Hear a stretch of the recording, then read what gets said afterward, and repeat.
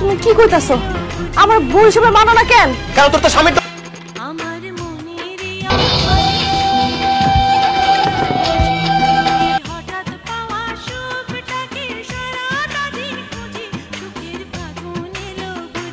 আমার মনেরই অঙ্গনে সুখের ফাগুন এলো বুঝি,